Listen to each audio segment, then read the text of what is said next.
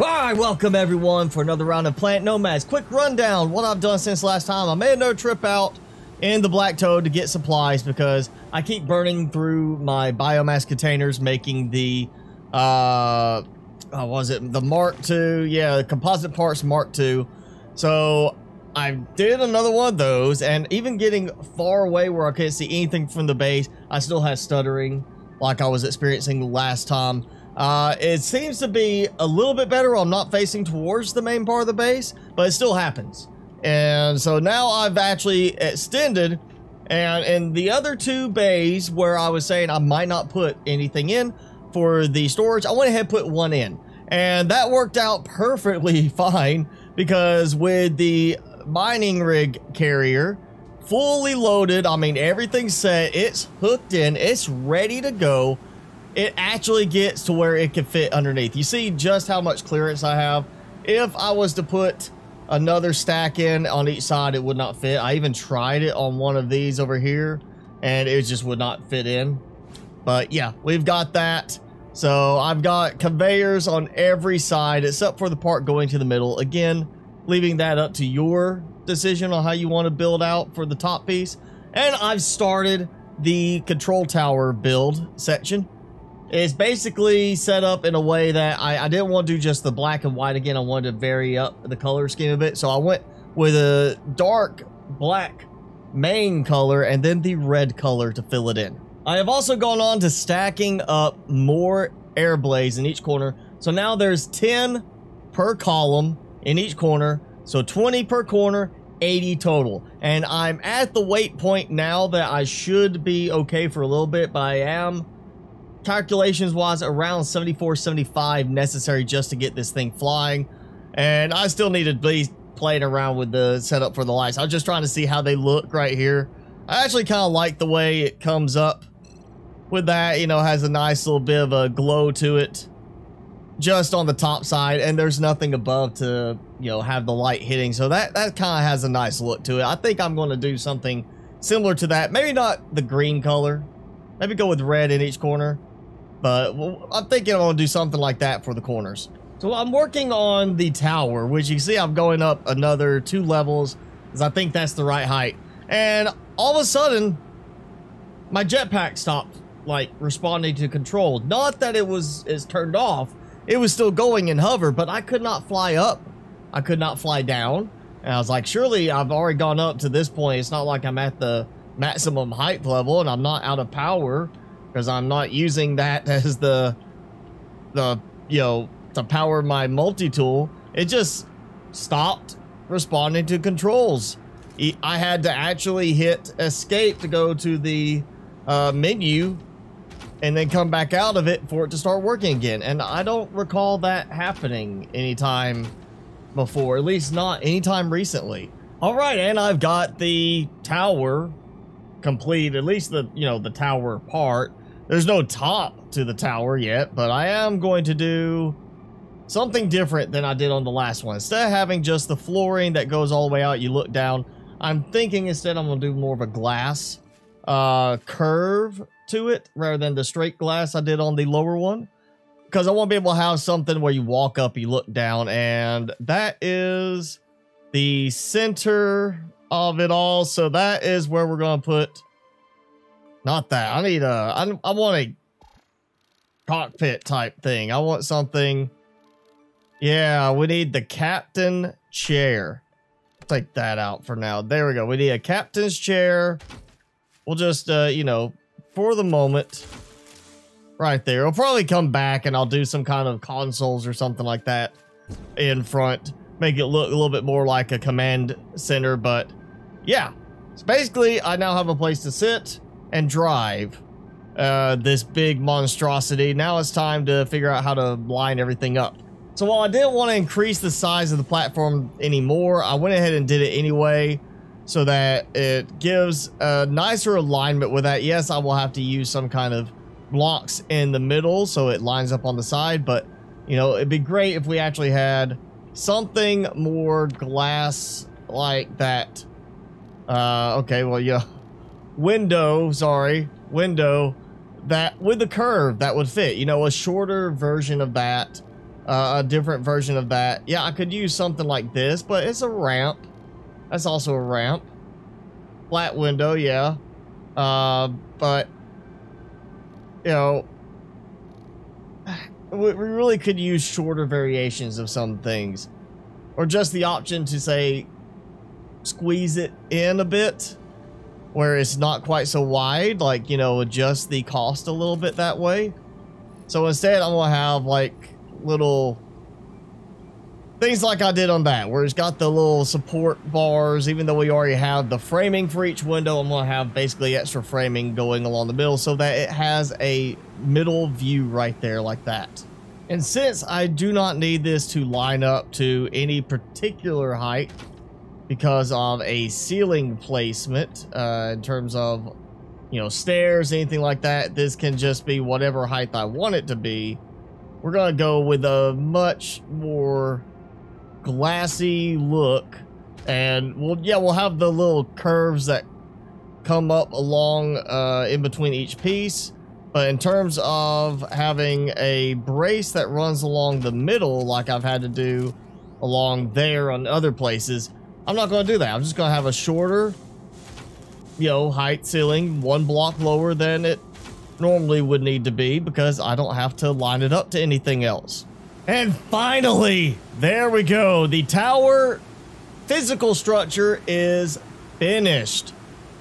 So all I have left really is cosmetics inside and probably add some lighting. I kind of like the idea of doing some kind of hinge like I did before. Let's see if I could get this. I mean, if I did a hinge like that, and I just said, okay, I'm going to mount. We'll do, you know, just 4. Well, if I get it to line up, that's been happening a lot now with all this lag. Just, you know, place something and it suddenly jumps to another spot. I think that would be a good enough coverage. If not, I could add, well, you know what, I'll go ahead and add it anyway. Well, no, I don't have, okay, that should be enough. We do it like that. And basically, I just need, if I can target. These are kind of goofy at times. We'll turn the motor off and do that. And that means I should be able to wiggle. Like, oh, yeah, of course. One of them is not attached to the other one. So that comes out to 82-ish. On the number of air blades, which means I need to add another level across the board, which is going to put me at 88 total. But that should cover me for all the rest of the stuff in the end. The problem is I'm going to have to add some more power down below. I'm going to have to redo some things with the generators because I'm not going to have enough power just to maintain it. And it's really got me thinking now. I built uranium generators and deuterium generators, so you have a variety of power options, but I mean, really in the end, you're going to have all the generators running to maintain the power needed just to keep this thing in the air.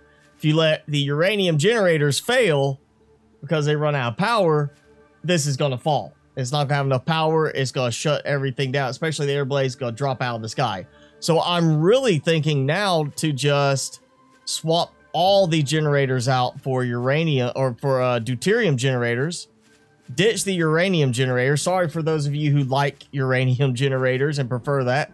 I think with the autonomous water purifiers and, you know, just going and grabbing plenty of water, which is everywhere pretty much in the game, you just gotta find the right spot. I think the deuterium generators will ultimately be the best, most sustainable option for this. And so I have all my control panels up here. Getting a weird glistening thing right there. A very, very weird texturing thing from the light on some of those. But yeah, we got the control captain's chair. Got railing done. I've got all my control panels. And I'm thinking I want something kind of here to serve sort of like a control surface type of thing. if it will, you know, consistently. Again, you know, the lags just made everything so much more apparent in some of the weirdness with things in the game, like how placing certain things, it just kind of jumps at the last second and really messes things up for you when it does that. And let's see, I'm gonna do, I do actually 2 panels, just like get the right angle, have it look the right way, since we don't have any just plain cosmetic displays like I would think we'd have. So we'll do like that, and that gives me a little control surface. Honestly, if I wrap it around, I'm gonna go old movie with you. Well, not old movie, it depends on how old you are, but old Disney movie, Flight of the Navigator. I think it was something of the Navigator. I think it was Flight of the Navigator. It had these little things on the sides to control the ship, little orbs. I can't make the orbs, but that kind of makes me feel almost like the cockpit type thing for that ship in that movie. Yeah, so there we go. We get this. You got this nice little setup. It feels, you know, like you're in a actual control panel. I'm going to put lighting in. I'm going to get this tweaked and set up to know that it's going to actually be flyable. I'm going to need at least 82 now, so I'm going to be putting another level going up to 88. I'm going to have to redo some stuff to produce more power to cover the additional air blades, because I'm about to be unable to power them with that count, and I'm going to have to still figure out something for this to tie in better. But yeah, there we go. I have, after a lot of work, got it pretty much almost completely done. There's going to be some fine-tuning to be done with it, and some more tweaking, but it's almost ready for marking completed, doing the final blueprint, and then getting everything ready to actually take off. Because once this is done, I'm going to take it and we're going to go actually fly way off in the distance, leaving all this behind for a little while and set this up somewhere to serve as its own base, you know, sustaining base. I'll probably have some kind of connection down where I leave it hovering not way up in the sky, but lower, so I can connect down and put a water pump to use, have it going, have the water, autonomous water purifiers cleaning the water, and have the refineries constantly producing more deuterium, in addition to what I can always, of course, bring back from here as needed. All right, so that is going to be it for this episode. I've put a lot of time in on this video doing this, and I'm probably going to be, you know, just cutting through a lot of it, because it's not exactly the most enjoyable thing to sit there and watch me place hundreds of blocks, you know, just trying to get this lined up. But yeah, this was a good bit of time today to get this finished up, but it's finished, and I'm happy that I'm very close to that final completed state with this and can move on to something else. But yeah, that's it for this video. So if you enjoyed it, hit the like button, leave me a comment below, and hit subscribe if you haven't done so already. As always, I'm your host, Mr. Spicy. Thanks so much for watching. Be sure to keep it spicy this week, and I'll see you in the next video.